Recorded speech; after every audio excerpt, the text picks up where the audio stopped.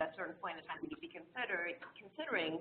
We also need to think about the much larger population of people who are under probation or parole, because they're still under criminal justice supervision.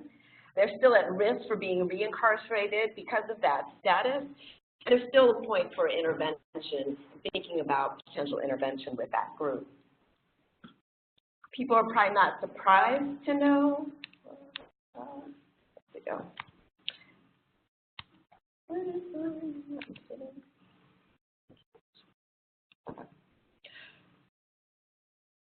People are probably not surprised to know that the population of those who are incarcerated does not reflect the general population of the United States.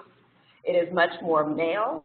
There's about 93% of people in prison are male, just 7% are female, and it's much more representative of people of color. So whites and other racial and ethnic minorities represent about 40% of the incarcerated population, whereas for the U.S. they're about 70% of the population, whereas Latinos and Blacks represent 38 and 21% of the prison population at any given point in time, representing a significant disparity, especially for African Americans. Much of the increase in incarceration over time is related to substance use and to the war on drugs. This slide shows that correlation. On the right-hand of your right-hand side of the figure, you'll see the incarceration rate.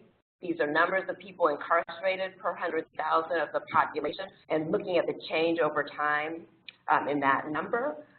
And we went in this time period, again, 1980 to 2010, we went from incarcerating 150 per 100,000 people per year to 2010 was 500 per 100,000 people per year. And over that same period of time, drug-related arrests increased threefold as well. So this isn't the only cause of the increase in incarceration, but it's one of the main ones, which is this way in which we criminalize drug use, distribution, and sale.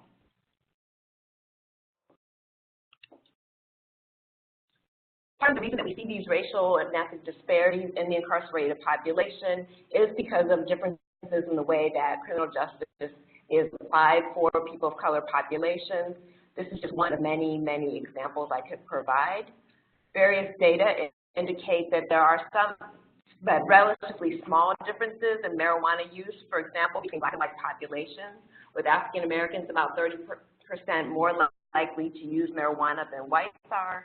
However, when we look at arrests and incarceration for marijuana, it's 3.7 times in 2010 for African Americans than it was for whites. And this is just one example. I could spend probably the rest of the day finding other examples of the way the actual application of criminal justice related to substance use differs by race and ethnicity. So what is the relevance of this, or how is this related to HIV? We know that HIV prevalence is elevated in incarcerated populations. When we just compare the numbers directly, HIV incarcerated is about 5 times in incarcerated populations as it is in the U.S. as a whole. And when we control for these differences that we see in gender, race, ethnicity, and age between the populations, we see that it's about double that of the general population, the percentage of people in custody who have HIV. We also know that incarceration is actually a fairly common experience for people who are living with HIV. A few different studies have been done showing this has actually fortunately become less of a pattern over time, but as of these data from 2009, 1 in 7 people living with HIV experienced incarceration in some form or fashion in any given year. So it's about 14% of the HIV-positive population. I'm going to skip this next slide, but talk a little bit more about why is it that we see this overlap between incarcerated populations and people who are at risk for HIV as well as substance use. And probably many of the people in this room who work in this area might guess at many of these reasons, but just to unpack them, we see in the population of people who are at risk of going to custody and are at risk for HIV, we see, as you said, it might not work. We see various experiences of social determinants of poor health. And these include minority status, both racial and ethnic minority status, and sexual and gender minority status. It often puts people at increased surveillance and increased for likelihood of going into custody and sometimes for poorer health outcomes. We see higher rates of poverty in incarcerated populations, lack of education, and experience with foster care systems. And then we also see behavioral, social, and mental health risk factors that overlap between incarcerated populations and those people who are high risk for acquiring HIV. These include things like substance use, mental illness, histories of sexual abuse, and exchange sex or sex work that, of course, is directly criminalized. We see in many different data sets its overlap for people in custody who are HIV positive. For example, in the LA County Jail, 2/3 of those who are HIV positive have arrest charges that involve either alcohol or drug-related offenses. So it's a huge issue for that particular population who's in custody. And we also know that substance use interferes with HIV-preventive behaviors, HIV care seeking, and antiretroviral treatment adherence, all of which, of course, are important to keep people, once they're positive, and help them have appropriate healthcare outcomes and prevent them from further transmission of HIV to others. I'm going to move on to this next slide. My version didn't get uploaded, but as I said, there's various minorities. Yeah, I don't know which, but it might have been my fault. Minority status is one of the risk factors for both incarceration and HIV. This is a slide that points that out for sexual and gender minorities. These are recent data from the Williams Institute at UCLA, and they noted that although 3.5% of the population is lesbian or gay, 5.5% of men in prisons identify in that way, and 33% of women in prisons identify in that way. So again, we have this overlap between the at-risk population for HIV and at-risk population for going into custody.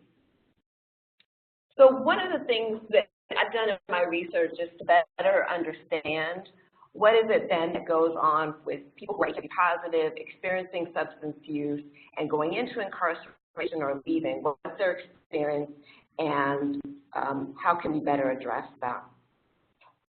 It's actually a fairly complicated picture when we look overall at whether people do better or worse in custody if they have HIV. One of the things that's very important to note is that healthcare is a constitutionally protected right for people in jail or prison. So when people are there, they have universal access. Their access is located where they live, and they actually have a lot of forced stability and regimen in their site of residence, right, when you're in custody or jail. And those can actually often support people in being in care, staying on their treatment regimen. It doesn't necessarily mean it's a good thing for everybody. If somebody was in the community on a good system of care, getting arrested would probably cause some treatment interruptions and issues. But many people go into custody, that's not the case, and they have a great deal of chaos in their daily life. And when they actually go into custody, they tend to have better care outcomes and are more likely to have their viral load suppressed. Unfortunately, when they leave, they go into a very different system of care, and we all know a lot about the system of care on the outside. Although it's free to get HIV treatment, it's not necessarily easy to access all the time. There's not that same regimen that people might experience in a custody system. It's never co-located with where you live.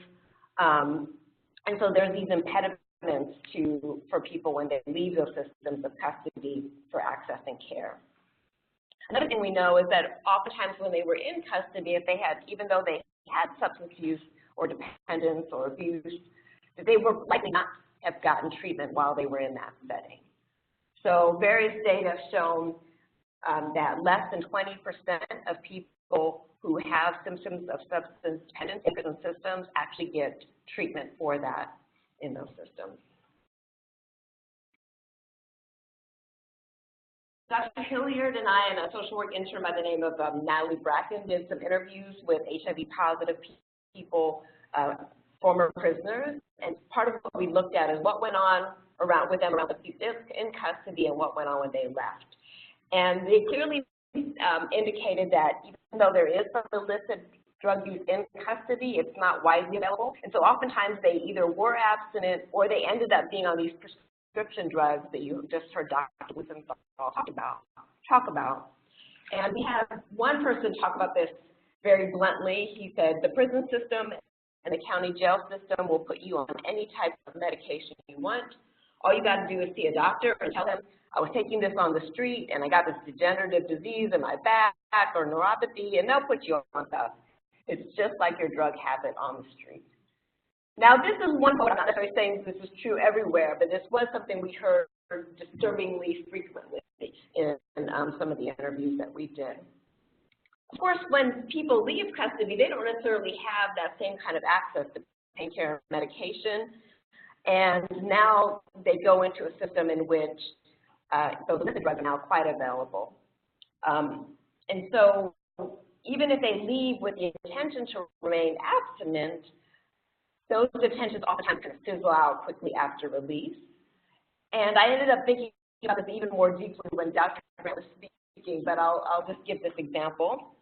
This person said, I go into jail with nothing coming from nothing. Again, this speaks to the experience of some incarcerated people before they even go into custody.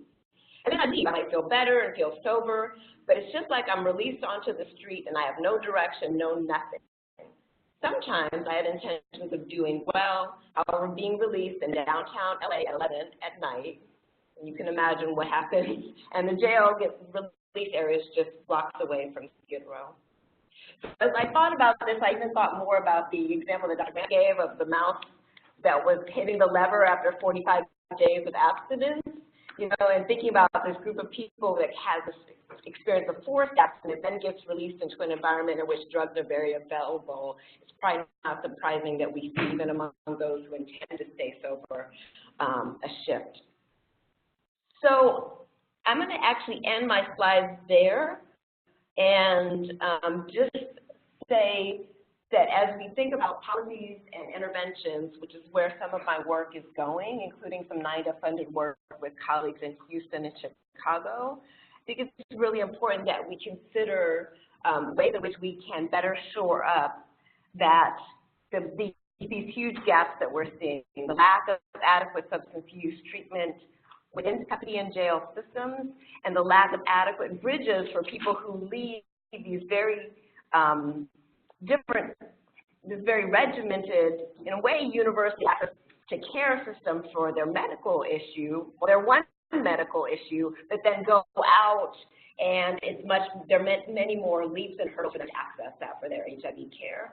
And even though it might be available within the general community, it's really there that we're interested in ways in which we can look to policy practices that may be able to more effectively serve those who are both living with HIV, have substance use disorders, and experience with incarceration.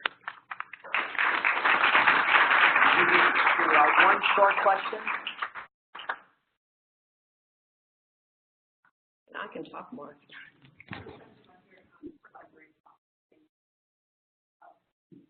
I have a question about your sexual minority graph. Those were self-reports of how people identify, right? The number of women that identify as lesbian. And do you have similar data on men who have sex with men, as opposed to whether they identify as gay or not?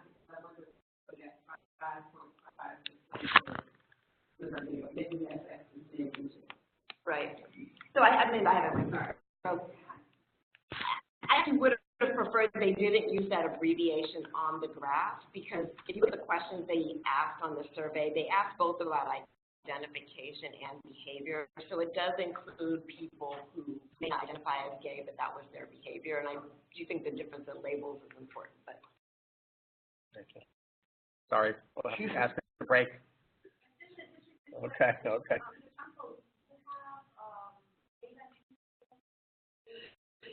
So the qualitative data that we had, we only ended up with men. We really struggled to get women, and we could never get, we